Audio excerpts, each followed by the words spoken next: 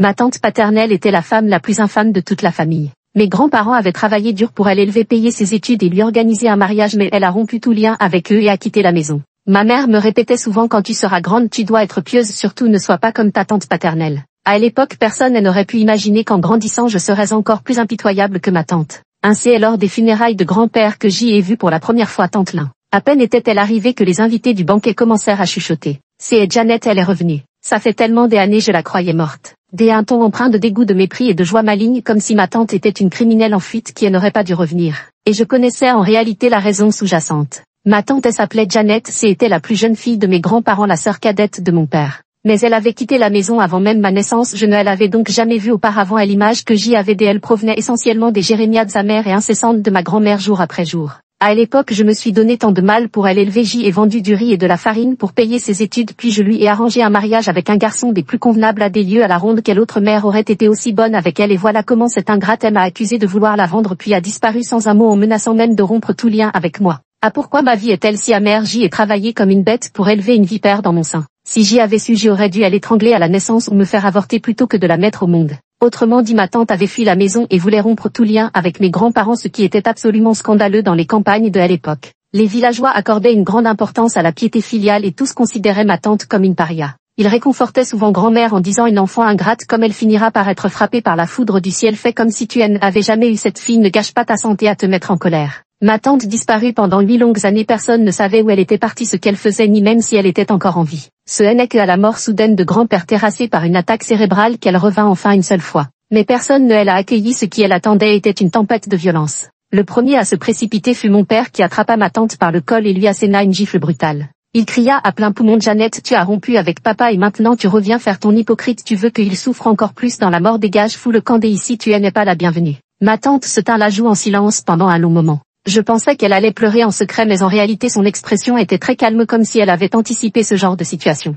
Ma grande-tante ne l'a pas frappée, elle s'est simplement mise à essuyer ses larmes avec son tablier de manière inexplicable, sanglotant à s'en étouffer. Petite sœur, tu as enfin accepté de revenir toutes ces années, papa et maman t'ont terriblement manqué, ton grand frère a juste parlé sous le coup de la colère, ne le prends pas à cœur, allez entrons en famille pour discuter. Plus tard j'y ai compris pourquoi ils avaient agi ainsi. L'un jouait les méchants à l'autre les gentils, ce qui impressionnait tous les invités et préservait ainsi la réputation de cette famille. Quant au procès de ma tante, il ne faisait que commencer. Le soir après la fin du banquet, la famille s'est réunie pour dîner, mais l'atmosphère était chargée de tension. Mes parents, ma grand-mère et ma tante aînée se sont relayés pour accabler ma tante de reproches violents. En gros, cela signifiait qu'elle était une fille indigne, qu'elle avait couvert la famille de honte et qu'elle méritait d'être battue à mort. Maintenant que grand-mère acceptait encore de la reprendre à la maison, elle devrait en être reconnaissante. Je prenais toujours les paroles des adultes avec un scepticisme mitigé, mais pas mon petit frère. Il n'avait que 3 ans, mais il pointait déjà du doigt notre tante en l'insultant: méchante fille indigne. Je lui fis signe de se taire en portant un doigt à mes lèvres, lui intimant de ne pas dire n'importe quoi. Puis maman m'a dit d'emmener mon petit frère jouer ailleurs pendant qu'il continuait à juger tante.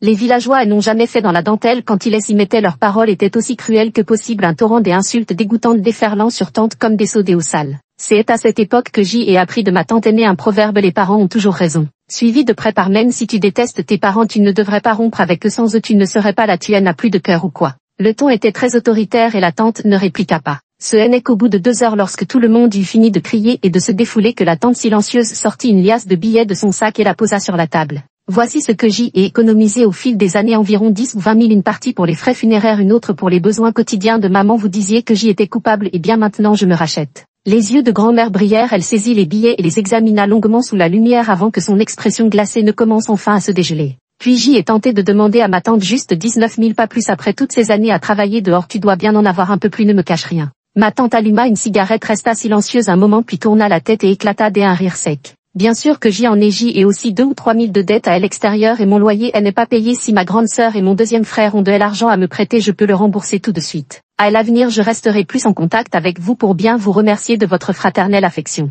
Mes parents et ma tante ont pâli en entendant cela et se sont empressés de mettre fin à cette conversation. Nous ne sommes pas non plus à LS, petite sœur, comment pourrions-nous t'aider? Maman, tu exagères vraiment, 1 ou 2 000 euros c'est déjà bien assez, ne la pousse pas à bout. Ma tante a lentement exhalé une bouffée de fumée, leur a jeté un regard glacial puis s'est tournée pour monter à l'étage. J'y ai pris un billet de train pour demain retournant à Guangdong. Je n'ai pas le temps de rester plus longtemps avec vous et je ne veux pas vous faire honte, inutile de me raccompagner. La grand-mère soudain pensa à quelque chose et se précipita à sa poursuite. Janet, quand tu partiras, note le numéro de ma carte bancaire agricole et celui de ma carte des assurances maladie. À l'avenir, inutile d'envoyer trop chaque mois, 2 ou 3 000 suffiront, ma fille. Bang, la tante claqua la porte. Le salon qui était encore bruyant et animé il y a un instant retomba soudain dans un silence absolu. À cette époque 10 000 yuans représentaient déjà une somme considérable. Mes parents et ma tante paternelle examinaient les billets un par un entre leurs doigts murmurant entre eux. Regarde comme elle est habillée, on dirait une simple ouvrière, comment a-t-elle pu économiser autant d'argent, elle ne ferait pas ce genre de choses à l'extérieur quand même. Puis ils retirèrent brusquement leurs mains comme si l'argent était soudain devenu sale.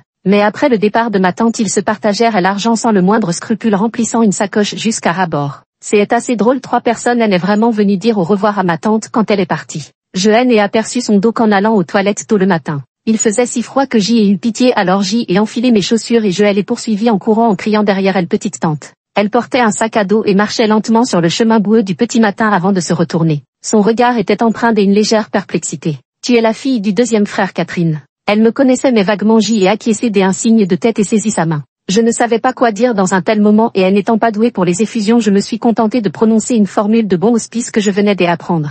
Bon voyage petite tante. Elle esquissa un sourire puis se souvenant soudain de quelque chose sortit quelques bonbons de sa poche. Je les ai rapportés de mon voyage, je voulais te les donner mais j'y ai oublié. Catherine, étudie bien, réussis tes examens pour aller dans une grande ville et ta tante t'emmènera te promener. Je suis ravie, super, alors où es-tu petite tante? Elle sourit et dit je suis à Shanghai, leur dire que j'y étais au Guangdong était un mensonge, je ne te le confie que à toi. Shanghai est une ville immense et passionnante, Catherine, ne limite pas ton horizon à ce petit village de montagne. Ce n'est que bien plus tard que j'y ai appris qu'à cette époque ma petite tante travaillait comme vendeuse dans une entreprise de vêtements à Shanghai tout en préparant son examen d'entrée à l'université pour adultes. Elle n'a jamais renoncé à s'élever ni à apprendre. Et elle fut aussi la première personne de ma vie à m'encourager à bien étudier. Je lui ai promis solennellement des accords, alors on se voit à Shanghai, petite tante. Après le départ de ma tante, je suis rentrée à la maison avec ces quelques bonbons. Mais pas une seule ne m'est finalement revenue. Maman les a toutes données à mon frère tout en faisant mine de me servir une bouchée de légumes. Catherine, trop de sucre abîme les dents et en plus les filles qui en mangent trop grossissent mangent plutôt des légumes des accords.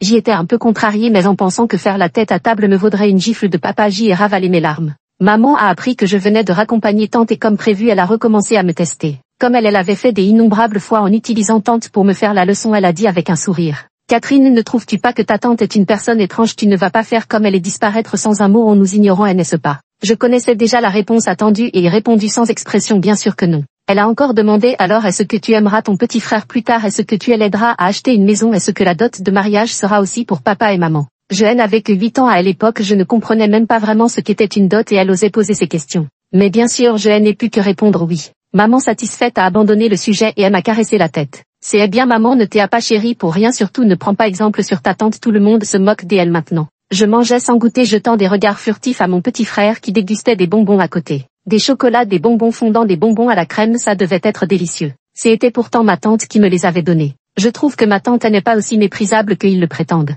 En fait, je l'apprécie plutôt bien. Le retour de ma tante a provoqué une tempête dans le village. Pendant plusieurs jours tout le monde n'a parlé que des affaires de ma famille. Ma grand-mère qui tient tant à sa réputation, elle n'a pourtant pas peur maintenant, elle se pavane dans le village sans complexe. Hélas, ma plus jeune fille est revenue me donner 20 ou 30 000 yuan et je me sens presque gênée. Une vraie mère reste une vraie mère, elle n'a pas pu se résoudre à rompre avec moi, inutile que certains s'en mêlent. Au début les villageois ne la croyaient pas, alors grand-mère les a harcelés pour leur raconter les événements de cette nuit, là le visage rayonnant de fierté bien sûr en enjolivant les faits. Elle a même affirmé que désormais ma tante avait changé, qu'elle lui enverrait de l'argent chaque mois et prendrait bien soin d'elle dans sa vieillesse. Elle a tant fantasmé sans jamais se demander si sa cadette vivait des difficultés ou trouvait du bonheur là où elle était. Mais elle ne tarda pas à perdre le sourire, car elle s'aperçut que sa tante était à nouveau injoignable. Le numéro de téléphone qu'elle avait donné à la famille était faux, impossible de la joindre. Et elle n'avait plus envoyé des argent à grand-mère. Alors grand-mère est revenue à ses injures habituelles. Fille ingrate, vipère lubrique, puisses-tu te faire écraser par une voiture, que tes enfants naissent sans anus. Je ne comprenais pas comment une mère pouvait haïr sa fille à ce point.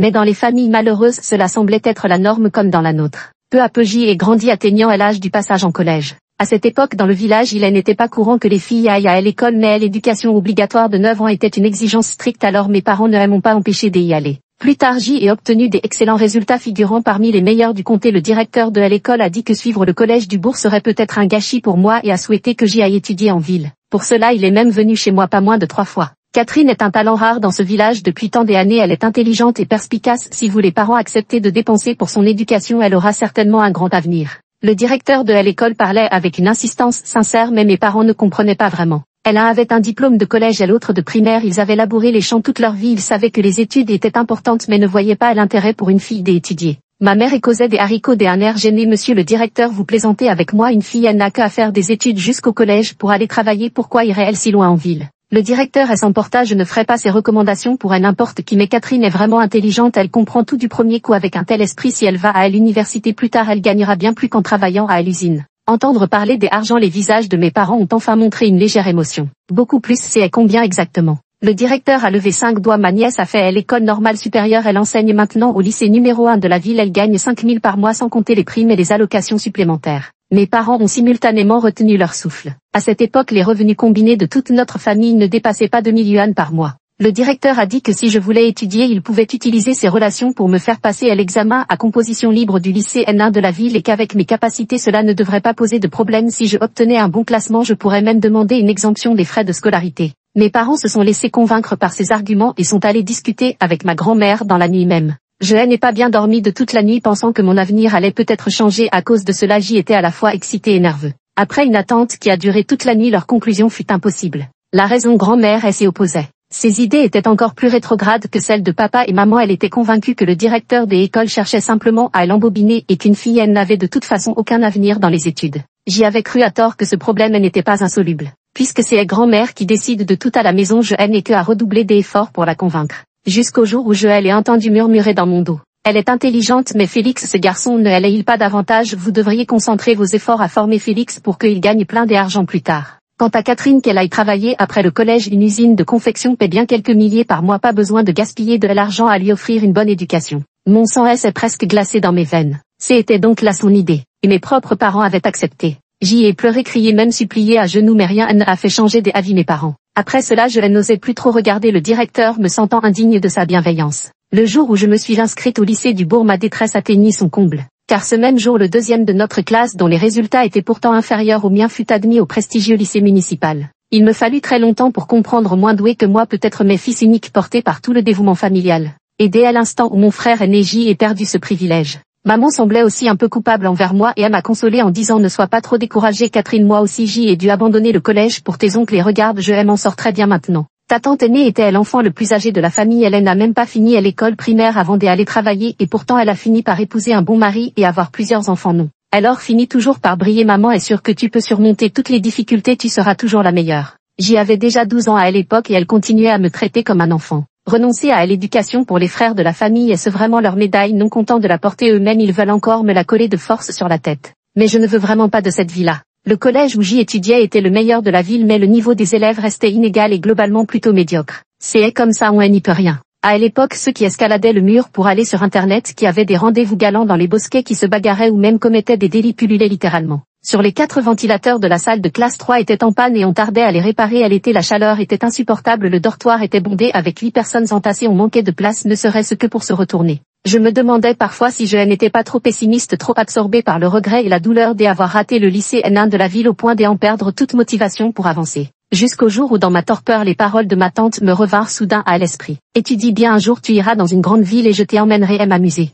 Ces mots me frappèrent comme un éclair. Shanghai, Shanghai, ça doit être magnifique, non? Plus tard, j'y ai utilisé le gros ordinateur de l'école pour chercher des photos de Shanghai. J'y ai vu la tour Perle de l'Orient, le Boeing, le Shanghai World Financial Center et l'aquarium. Propre féerique, un monde complètement différent de mon petit village. De beaux espoirs comme des bulles fragiles mais qui vous énivrent malgré vous et font naître un courage inexplicable. Ce jour-là, j'y ai écrit en pleurant dans mon journal. Un jour tu devras monter au sommet de la tour Perle de l'Orient pour admirer la vue. Catherine, tout commence dès maintenant par tes efforts dans les études. Je n'ai même pas eu le temps de réfléchir, ma tante ne m'a laissé aucun moyen de contact. Comment pourrais-je savoir où elle se trouve? Comment pourrais-je savoir si ses paroles sont vraies ou fausses? Mais je la crois malgré tout, parce que comme elle, je suis une femme qui aspire à fuir cette famille étouffante. Si le directeur avait raison, j'y étais effectivement assez intelligente, avec un peu d'effort je pouvais figurer parmi les premiers de mon niveau. Mais être parmi les premiers au niveau du district et parmi les premiers au niveau municipal étaient deux choses complètement différentes. Si je voulais intégrer le lycée N1 de la ville via l'examen des entrées au lycée, je devais redoubler d'efforts. Alors j'y ai étudié avec une ardeur encore plus dévorante, même dans le bus hebdomadaire qui me ramenait au village. Je sortais mon petit livret pour mémoriser des poèmes anciens et des mots des anglais. Et l'odeur dans le bus était infecte, les secousses me donnaient la nausée, mais je ne pouvais me résoudre à lâcher mes livres. Car une fois rentré à la maison, je n'avais plus de temps à moi. À la maison, je devais m'occuper de mon petit frère, c'était la tâche que mes parents m'avaient confiée. Mon frère Félix a 5 ans de moins que moi et vient juste d'entrer à l'école primaire cette année. Il est plutôt intelligent mais il adore trop s'amuser et elle n'arrive pas à rester assis sur sa chaise. Une explication qui devrait prendre quelques minutes peut facilement s'étirer sur 2 heures avec lui. Tantôt il se plaignait de démangeaisons aux fesses, tantôt de maux de tête, impossible de le faire tenir en place. Du coup ses résultats étaient plutôt médiocres et ma mère m'avait maintes fois ordonné de faire remonter ses notes. À l'époque j'y avais ouvert la bouche un peu désemparée, je ne suis pas son professeur moi. Mon père en train de faire sécher du maïs dans la cour rétorqua d'un ton agacé, tu es sa sœur aînée, non, pourquoi faire une telle distinction, c'est normal qu'une sœur aide son frère, non. Oui, c'est en suçant le sang de ma tante qu'il a pu grandir. Seuls ceux qui profitent du système trouvent cela normal, non. En plus d'aider mon frère à faire ses devoirs, j'y avais une montagne de tâches ménagères, les autres étudiants profitaient peut-être de leurs vacances pour se détendre à la maison, mais moi je n'avais pas un instant de répit. Dès 5 heures du matin je me réveillais pour allumer le feu et préparer le repas, puis j'y allais couper de l'herbe pour les cochons dans les champs, nourrir les porcs, les poules et les canards avant de rejoindre mes parents dans les rizières où nous travaillions jusqu'au soir. Parfois quand les travaux des champs étaient moins nombreux, je devais aussi laver les vêtements de toute la famille, faire le ménage et surveiller en permanence mon petit frère pour qu'il ne lui arrive rien. Mon frère était le chouchou de la famille, une fois il est tombé de l'arbre en essayant de prendre un nid des oiseaux et s'est tordu la cheville, ma grand-mère m'a engueulé pendant des heures. Tu ne pouvais pas en empêcher, à quoi tu sers comme grande sœur.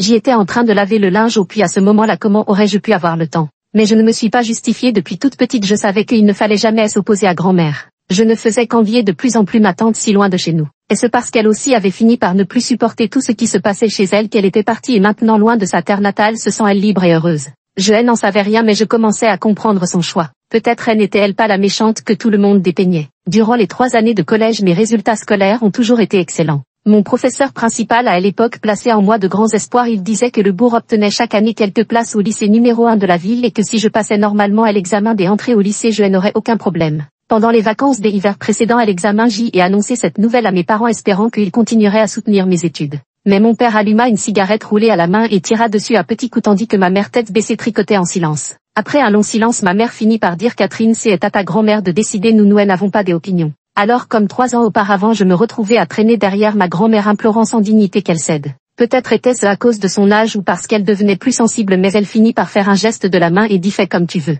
Mais avant que je puisse me réjouir elle ajouta mais c'est entendu, et l'argent de la famille ne suffit que pour une personne, si tu veux aller au lycée débrouille-toi toute seule, ne tends pas la main à la maison. Le vent glacial de l'hiver me frappa le visage comme une gifle. Plus tard lors de l'examen des entrées au lycée je me suis bien débrouillée et j'y ai atteint le score des admissions du lycée numéro 1 de la ville. Mais faute d'argent pour payer les frais de scolarité mes parents m'ont conseillé Catherine, pourquoi ne pas abandonner, tu sais à quel point la situation de la famille est difficile. À ce moment-là ma déception envers eux a atteint son paroxysme. Pourquoi au final mes parents, les personnes qui devraient normalement me soutenir et me protéger le plus au monde, se rangent-ils toujours du côté de ceux qui me font du mal? J'y ai retenu mes larmes et j'y ai dit que je me débrouillerais. La ville recrutait pour des jobs d'été avec ma toute nouvelle carte d'identité. J'y ai décroché un poste de serveuse dans un restaurant debout de 8 heures du matin à 9 heures du soir chaque jour. J'y étais si épuisée que j'y avais l'impression que mon âme allait quitter mon corps. 3 mois entiers s'étaient écoulés avant que je ne parvienne péniblement à économiser les frais de scolarité pour la première année de lycée et une partie de mes frais de subsistance pour finalement me rendre seule et m'inscrire au lycée numéro 1 de la ville. Mes parents ne m'ont pas accompagné, mais à l'insu de ma grand-mère ils m'ont glissé 500 yuan en me disant de bien étudier.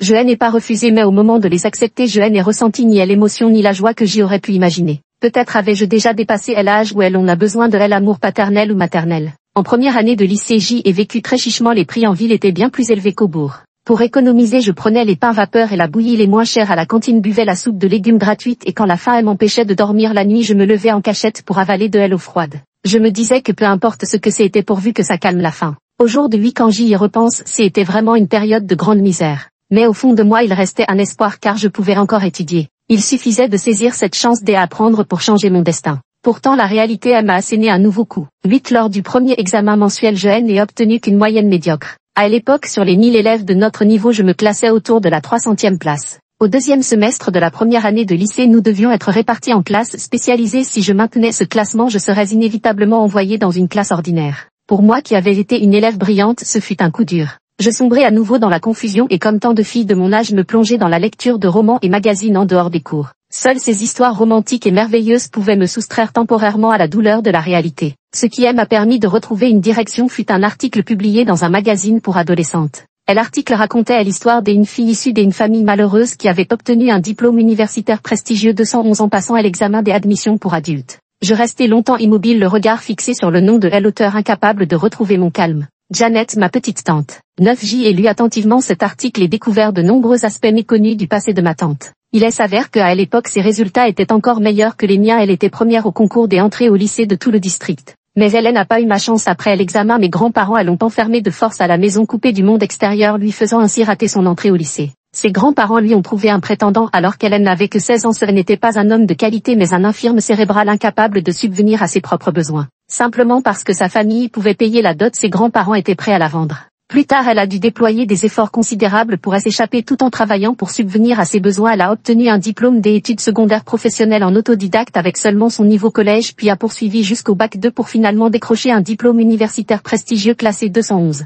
Cette année, elle a obtenu son diplôme et a intégré avec succès une entreprise étrangère où elle exerce un métier qu'elle aime, changeant ainsi radicalement le cours de son destin. Je suis certaine qu'il s'agit bien de ma tante et non d'une simple homonyme car elle a écrit à la fin de son article. J'espère que mon histoire inspirera les jeunes filles à bien étudier et à ne surtout pas limiter leur horizon au lieu où elles sont nées. Le monde extérieur est vaste et merveilleux. Des paroles similaires, ma tante me les avait aussi dites. Ce jour-là, J est appelé, elle éditeur du magazine depuis une cabine téléphonique publique de l'école. Bonjour, pourriez-vous me donner les coordonnées de l'auteur Janet et s'il vous plaît? Disait l'éditrice, a été surprise par ma demande et elle m'a expliqué que la maison d'édition ne pouvait pas divulguer les informations personnelles des auteurs. Mais elle a ajouté avec compréhension, si vous avez été touché ou avez des réflexions sur les articles de cet auteur, vous pouvez me les confier et je les lui transmettrai. J'y ai réfléchi un instant. Dans ce cas, pourriez-vous lui dire que je m'appelle Catherine, que je suis lycéenne au lycée N1 de l'Inchuis. Si ce nom lui dit quelque chose, qu'elle veuille bien m'envoyer un message à mon adresse email. Merci infiniment. L'éditeur ne comprenait pas pourquoi mais a tout de même noté mon adresse QQ me demandant d'attendre patiemment. J'y ai dit que ce n'était pas grave, en vérité je n'espérais pas vraiment recevoir de réponse. Je voulais simplement que ma tante sache que je me souvenais encore d'elle.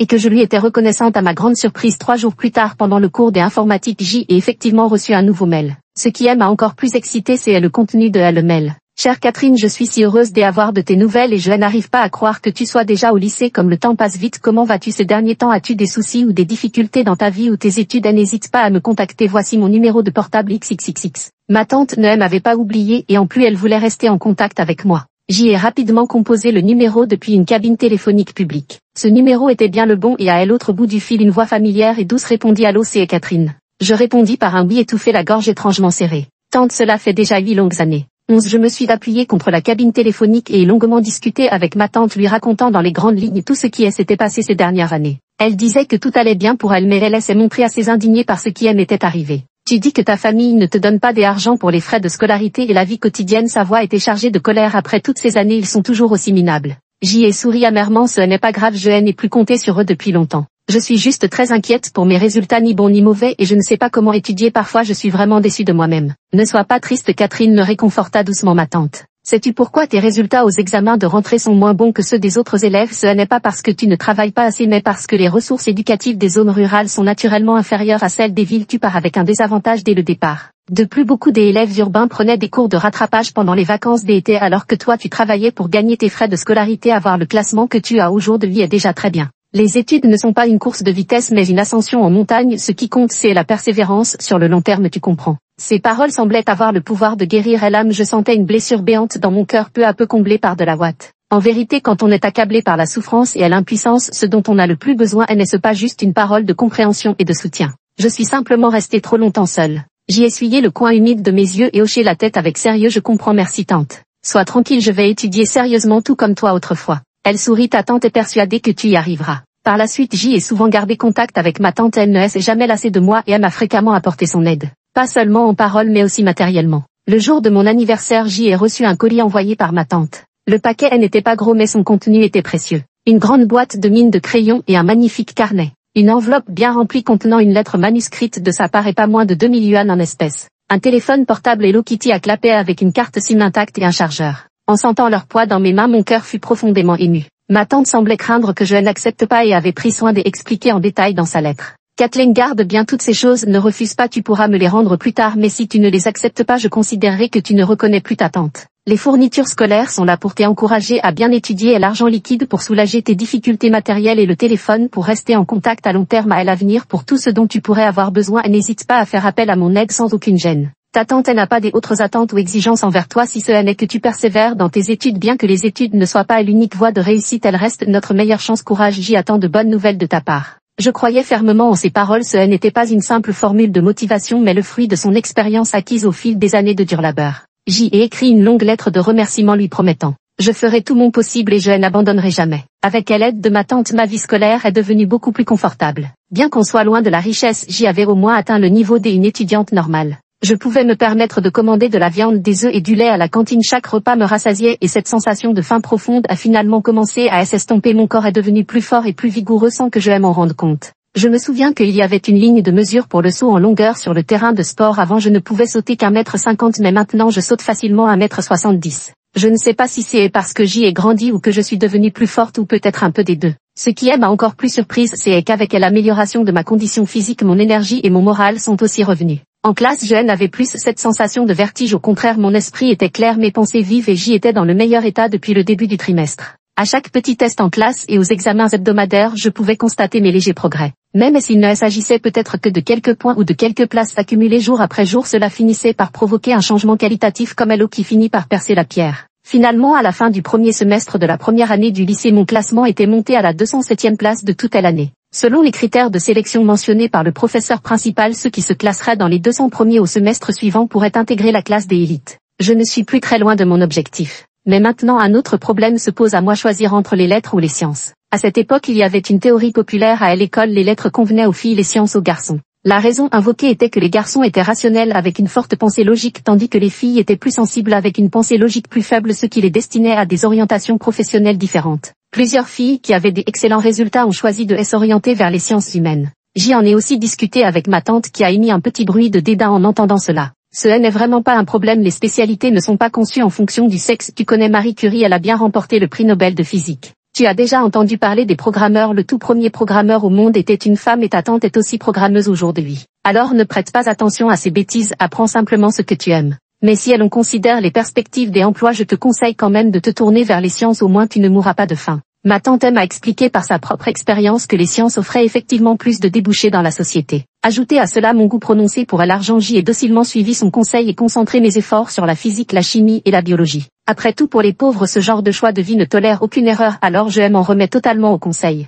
Pendant les vacances des hivers je suis rentrée chez moi comme d'habitude à faire le ménage et à m'occuper de mon petit frère tout en gardant secrètement contact avec ma tante. Ma famille ne portait jamais attention à moi, se fichant complètement de ce que je faisais chaque jour, alors personne n'a découvert mon secret avec ma tante. Ils ne s'intéressaient d'ailleurs pas du tout à mes études ni à savoir comment j'y allais financer mon prochain semestre. Plus je ressentais leur indifférence et leur froideur, plus je me disais que la fuite de ma tante était vraiment la bonne décision. 13 après la rentrée, j'y ai résolu le problème des frais grâce aux allocations de l'école et à l'aide de ma tante. Ma tante a dit qu'elle me soutiendrait financièrement à l'avenir, que je n'avais qu'à me concentrer sur mes études sans avoir à me fatiguer à gagner de l'argent. Au début j'y ai refusé, inquiète qu'elle vienne tout juste de se lancer dans la vie active et elle n'ait pas beaucoup d'argent. Je ne m'attendais pas à ce qu'elle éclate de rire. Petite sotte, je t'ai dit que je devais de l'argent juste pour les impressionner, sinon il m'aurait laissé partir. Ta tante n'a peut-être pas beaucoup de talent mais elle sait très bien gagner de l'argent et je ne suis pas du genre à faire l'important pour impressionner, alors ne t'inquiète pas. Mais j'y avais reçu tant de choses sans rien faire en retour et cela me mettait mal à l'aise. Je lui ai alors demandé pourquoi m'aidez-vous à ce point, nous ne nous sommes vus qu'une seule fois et mes parents ne vous ont pas du tout bien traité. Ce n'était peut-être pas quelque chose qu'on pouvait expliquer simplement par le mot gentillesse. La tante dit d'un ton apaisé considère cela comme une façon de rendre grâce à quelqu'un. Quand je suis arrivée à Shanghai sans le sou, quelqu'un m'a aidé. Quand je lui ai demandé quelle récompense elle voulait, elle m'a simplement répondu passe simplement ce geste de bienveillance à ton tour. Alors Catherine, voilà pourquoi ta tante t'aide en te voyant aujourd'hui, c'est comme si je voyais mon propre passé et je n'ai pas pu m'empêcher de te tendre la main. Si tu peux réaliser tes rêves avec mon aide, ce sera une bonne action de ma part et je n'aurai pas vécu en vain dans ce monde. Mes yeux se sont embués en entendant cela. Si un jour je pouvais aussi posséder ce pouvoir de transmettre la bonté, ce serait merveilleux et le monde n'en serait-il pas meilleur. 14 mois plus tard, j'y ai bien réussi à l'examen de spécialisation avec un classement global de 177e sur toute l'année et 145e en sciences. Bien que je ne puisse pas rivaliser avec les premiers de classe, j'y ai tout de même obtenu mon ticket d'entrée pour la classe des élites en sciences. Les jours qui suivirent furent encore plus éprouvants avec le compte à rebours du Gaokao planant au-dessus de chaque élève comme une épée de Damoclès. Et j'y étais sans aucun doute l'une des élèves les plus studieuses de la classe. Chaque jour sans exception, elle se levait à 6 heures pile et était la première à arriver dans le bâtiment scolaire pour étudier. En classe, je ne m'endormais jamais. Quand la fatigue me gagnait, je me pinçais les cuisses ou me tordais les paumes des mains. Je courais après le professeur à la fin des cours pour poser des questions et mon cahier d'erreurs se remplissait très vite. Après les cours du soir, je rentrais directement au dortoir pour lire à la lumière de ma lampe de bureau jusqu'à l'extinction des feux à 11 heures. Avant de m'endormir, je repassais encore une fois les connaissances dans ma tête, révisant à l'ancien pour apprendre le nouveau. Je ne me fais pas beaucoup d'amis, encore moins de petits amis à part étudier. Je n'ai presque aucun sujet de conversation en commun avec mes camarades de classe. Je suis ce qu'ils appellent unanimement une tête de livre. Elle a même été à l'origine de pas mal de situations cocasses comme le fait de réciter des poèmes anciens pendant la pause des exercices matinaux, manquant ainsi le signal de la course et failli se faire renverser par les élèves derrière elle. Accroupi sur les toilettes en révisant mes exercices de chimie, j'ai peu à peu perdu la notion du temps au moment de me relever. Mes jambes engourdies étaient devenues insensibles, la douleur me tirait une grimace. Fatiguée, très fatiguée, mais elle se dure pas du tout. Lutter pour ses rêves à l'adolescence est la chose la plus heureuse à laquelle je puisse penser. Je progressais rapidement et en première année de lycée mes notes se stabilisaient déjà au-dessus de 600 points. Le professeur principal disait qu'avec un dernier effort intégrer une université 211 ne serait pas un problème. Ma tante était également très heureuse pour moi et elle m'a envoyé une prime de 500 yuan sur ma carte en m'encourageant à persévérer pour réussir l'examen et la rejoindre à Shanghai. Un avenir radieux semblait à portée de main, c'était l'une des périodes les plus éclatantes de ma vie. Mais l'ombre de la réalité commençait peu à peu à s'étendre. À 15 ans, alors que j'y étais en première année de lycée, mon frère Félix devait passer l'examen des entrées au collège. Ses résultats restaient désastreux sans aucune amélioration. Mes parents ne s'occupaient jamais de moi des habitudes, mais soudain ils se sont montrés étrangement attentionnés, me regardant souvent avec une expression de tendresse. Notre Catherine est vraiment intelligente, excellente dans toutes les matières. Puis il feignait de réprimander mon frère. Regarde-toi, tu ne vaux même pas la moitié de ta sœur. Je croyais qu'ils avaient soudain changé de caractère jusqu'à ce qu'ils révèlent leurs véritables intentions. Catherine, tes parents savaient que tu réussirais maintenant, aide un peu ton frère, donne-lui des cours particuliers. Tu devrais savoir faire ses exercices de niveau CM2 non. Maintenant le stylo à billes se figea. Après un moment je rétorquai avec un sourire forcé, bien sûr, mais je vais te facturer des cours particuliers. Le visage de ma mère changea immédiatement d'expression, elle faillit me gifler. Qu'est-ce que tu racontes, c'est trop te demander d'aider ton propre petit frère à faire ses devoirs. Papa s'empressa de l'interrompre avec un rire forcé. Ma chère Catherine, ta mère a parlé sous le coup de la colère, ne lui en veux pas. Écoute, tu voulais tellement un manteau rouge pour le nouvel an et l'année dernière, non, si tu aides ton frère à remonter ses notes, je te l'achète cette année sans hésiter une seconde. Le regardant se donner en spectacle à ce point pour son fils, je ne trouvais cela que grotesque et lui répondis froidement. Dès abord j'y ai grandi et l'histoire du manteau rouge remonte à plusieurs années et maintenant il ne m'aimerait probablement plus. Ensuite tu es mon père, qu'est-ce qui te prend d'imposer toutes sortes de conditions pour m'acheter quelque chose? Si tu en avais vraiment envie tu ne m'aurais pas fait attendre jusqu'à maintenant. Enfin je ne suis que la sœur de Félix, passe à nounou ou son professeur et je n'ai pas à être responsable de sa vie. Frappez le gronder, le faites comme vous voulez, mais moi c'est comme ça, je ne changerai pas. Dès mon plus jeune âge j'y ai subi de nombreuses punitions à la maison, la plupart à cause de Félix. Ne pas avoir eu la force de leur résister enfant ne signifiait pas que je devais continuer à encaisser en silence. Ils ont fini par ne plus pouvoir garder les apparences et furieux ont voulu me frapper. Mais je n'ai pas eu peur une seconde, j'y ai directement attrapé le couteau à fruits sur la table. Allez, on va voir qui tuera qui en premier. Ils étaient si effrayés qu'ils m'ont traité de folle, mais depuis ils n'ont plus jamais mentionné que je donne des cours de rattrapage à Félix. Au contraire, ils ne cessaient de lui répéter, ta sœur a l'air un peu bizarre, tiens-toi loin d'elle. Bizarre, oui, c'est eux qui m'ont rendu ainsi. Félix a très mal réussi son examen des entrées au collège, alors nos parents lui ont fait redoubler une année. Toute la famille s'inquiétait pour lui au point de vouloir dépenser de l'argent et user de relations pour l'envoyer dans une bonne école. Moi c'était différent, quelques jours avant le Gaokaoji et soudainement eu de la fièvre et ils n'en ont rien su. Seule ma tante paternelle m'a téléphoné pour me réconforter avec douceur. Fais de ton mieux Catherine, ne sois pas trop anxieuse et ne t'en veux pas. À ce moment-là j'y ai vraiment eu envie de la serrer dans mes bras à travers la distance. Je me suis ressaisie et j'y ai terminé l'examen. Mais la maladie a quand même un peu affecté ma performance, j'y ai apparemment confondu deux formules assez importantes. En attendant les résultats j'y étais constamment anxieuse. Heureusement les questions cette année-là étaient simples, quand les scores sont tombés j'y ai poussé un soupir de soulagement, 628 points, une performance normale. J'y ai annoncé cette bonne nouvelle à ma tante et me suis attelée à remplir mes vœux d'inscription. Mais ma famille a soudainement recommencé à faire des siennes sans aucun signe avant-coureur. À 16 ans mes parents m'ont soudainement enfermée à la maison et m'interdisant de sortir. Catherine, sois raisonnable, un diplôme de lycée suffit pour travailler. Nous avons contacté ton voisin Isaac, le mois prochain il t'emmènera avec lui dans l'usine textile du Guangdong. Tu te souviens d'Isaac, il a arrêté à l'école après le collège et travaille maintenant, il gagne pas mal d'argent chaque mois. J'y ai failli devenir folle, je n'en croyais pas mes oreilles. Pourquoi j'y ai obtenu 628 points? Vous savez combien de bonnes écoles j'y aurais pu choisir avec ça? Pourquoi devrais-je aller avec lui dans une usine de confection? Si vous ne m'avez jamais aidé avant, passe encore, mais pourquoi devez-vous en plus venir maintenant? Avez-vous encore la moindre conscience? Grand-mère me jeta un regard, ricana et verrouilla la porte de ma chambre. C'est ton destin d'être né dans notre famille, ta tante avait aussi de bonnes notes et pourtant elle n'a pas fait de lycée, c'est bien fait pour vous. La colère me monta dès un coup à la tête, je donnai des coups de pied dans la porte en la maudissant. Vieille sorcière, tu n'as même plus honte et tu oses parler de ma tante. Ne me laisse surtout pas sortir sinon je t'étrangle. Ils m'ont ignoré et ont commencé à discuter dehors de m'envoyer ainsi que Isaac travaillait dans le sud. Isaac hésitait un peu, Catherine a si bien réussi ses examens, pourquoi devrait-elle souffrir à l'usine un score aussi élevé? Je n'ose même pas en rêver. La vieille femme a souri avec insistance, une fille comme elle étudiée ne sert à rien autant qu'elle gagne de l'argent tôt, et puis tu as toujours aimé Catherine, non là-bas vous pourrez cultiver vos sentiments puis revenir vous marier et avoir des enfants, ce serait parfait. Puis Isaac a accepté. J'y étais sur le point de vomir de dégoût. Isaac a toujours aimé me harceler depuis notre enfance, soulever ma jupe, tirer mes cheveux, déchirer mes devoirs. En quoi cela a-t-il le moindre rapport avec de l'affection? Cette vieille sorcière a d'abord voulu détruire ma tante et maintenant elle veut me détruire à mon tour. C'est vraiment osé de sa part d'avoir osé dire que ma tante lui avait fait du tort. Le soir venu, j'y avais enfin réussi à me calmer un peu et j'y ai contacté discrètement ma tante. J'y ai brièvement expliqué la situation et je l'ai supplié de remplir le formulaire des inscriptions à ma place. Quoi qu'il arrive, cette affaire ne pouvait pas attendre. Pour le reste, je trouverai bien une solution par moi-même. Au moment où j'y ai envoyé le message, mon cœur s'est serré. À ce stade, je faisais encore tracasser ma tante avec mes problèmes. En jetant un regard autour de moi, il semblait qu'elle était la seule personne au monde sur qui je pouvais compter et à qui je pouvais faire confiance. Ma tante me répondit rapidement. Ne t'inquiète pas pour les vœux des orientations, je m'en occuperai sur ordinateur. Envoie-moi simplement ton numéro de candidat et ta carte d'identité. Par ailleurs, ces jours-ci ne les provoque pas, laisse-les baisser leur garde, je viendrai te chercher avant qu'ils ne t'emmènent. Et n'oublie pas de prendre à l'avance ta carte d'identité et ton livret de famille. Ne panique pas et ne faiblis pas. Si j'y ai réussi à m'échapper autrefois, toi aussi tu peux y arriver. Je fixais le petit écran de mon téléphone, les larmes coulant sans arrêt. Je pense que même si je donnais tout ce que j'y ai, je ne pourrais jamais rembourser la dette que j'y ai envers ma tante. Ma tante a rempli mon formulaire d'inscription pour Shanghai avec comme spécialité la physique et la chimie qui m'intéressaient. À la maison, je jouais le rôle de la fille obéissante qui avait renoncé à se rebeller et mes parents ont peu à peu relâché leur vigilance, m'autorisant parfois à sortir me promener. Mais seulement sur la distance entre la porte d'entrée et la cour avant. C'était comme si j'y étais attaché par une laisse, pas mieux qu'un chien. Isaac est venu me voir incapable de dissimuler son excitation. Petite sœur Catherine, quand nous serons à Canton ensemble, je t'emmènerai manger des chunks fun et voir la tour de Canton, ce sera tellement amusant. Dans 2 ans, nous nous marierons, d'abord un fils puis une fille, une famille harmonieuse et heureuse.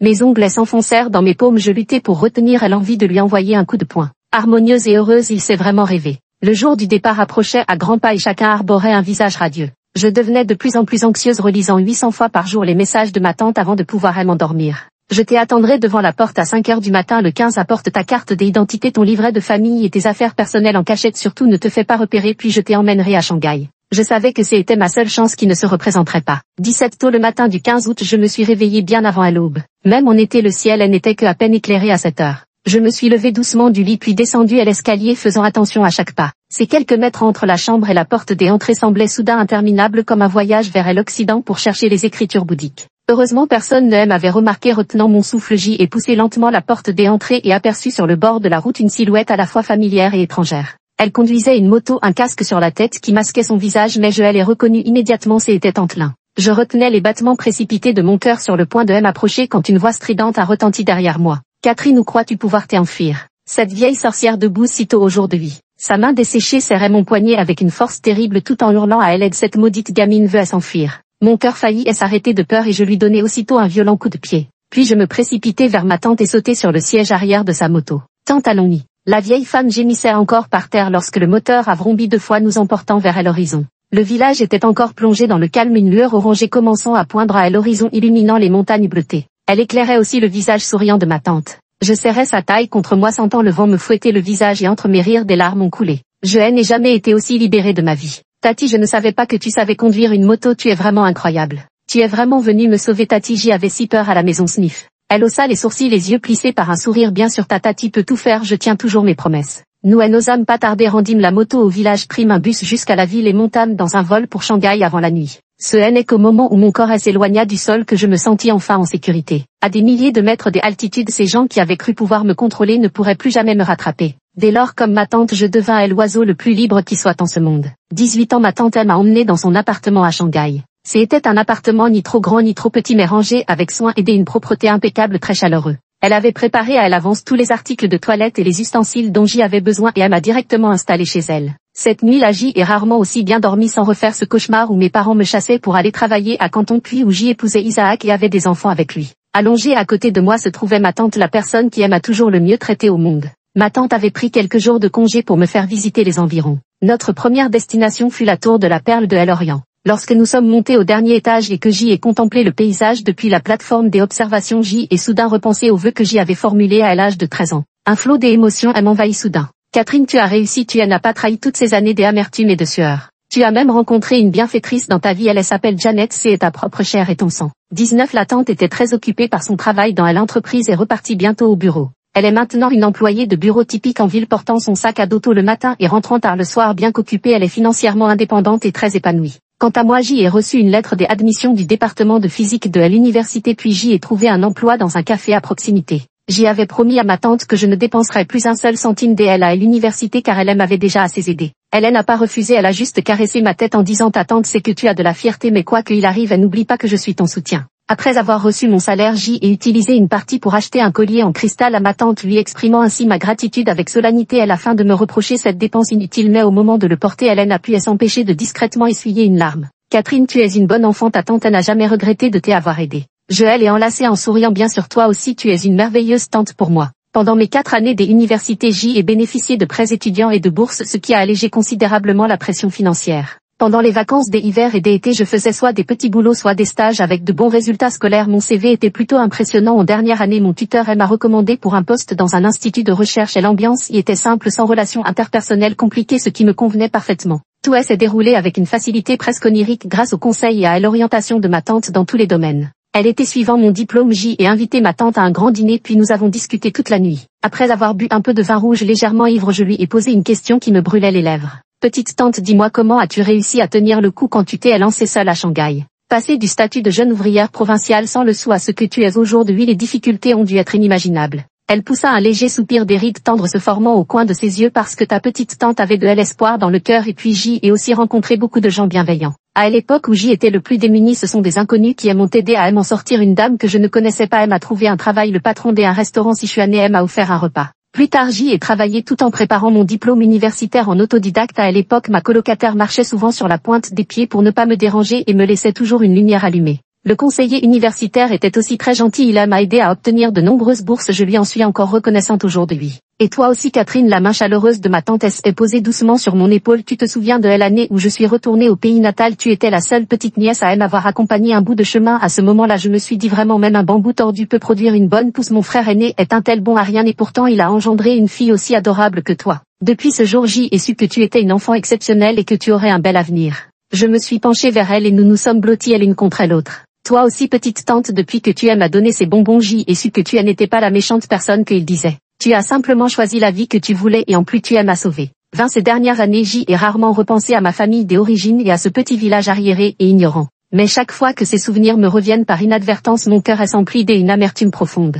Non seulement à cause des blessures qu'ils m'ont infligées mais aussi parce qu'il existe encore des innombrables Catherine qui n'ont pas réussi à fuir ces montagnes. Elles sont contraintes d'abandonner l'école, de travailler, de se marier, d'avoir des enfants passant leur vie à tracer le chemin pour leurs frères avant de se faire sucer le sang par leur belle famille. La plupart finissent par s'engourdir absorbant insidieusement les scories féodales qui les conditionnent pour ensuite à leur tour opprimer la génération suivante de femmes. Elles vivaient dans la confusion et n'étaient guère aimables voire même repoussantes comme ma mère et ma grande-tante. Mais j'y ai toujours pensé que ce n'aurait pas dû être leur destin. Après quelques années de travail j'y ai remboursé l'argent que je devais à ma tante et mon prêt étudiant puis j'y ai commencé à parrainer des filles de villages ruraux. Elle me ressemblait beaucoup à l'époque née dans un environnement pauvre et hostile mais avec des yeux avides de connaissances. Je les encourage souvent en disant le monde extérieur est vaste et magnifique vous devez absolument aller le découvrir. Elles s'envolaient au-delà des montagnes briller dans tous les domaines et grandir en tant que femmes indépendantes et fortes. Puis influencer davantage de filles leur montrer à l'espoir de l'avenir briser les chaînes du destin. En travaillant de génération en génération en nous soutenant mutuellement nous finirons par créer un monde meilleur. Je crois que c'est la fin la plus heureuse que cette histoire pouvait avoir.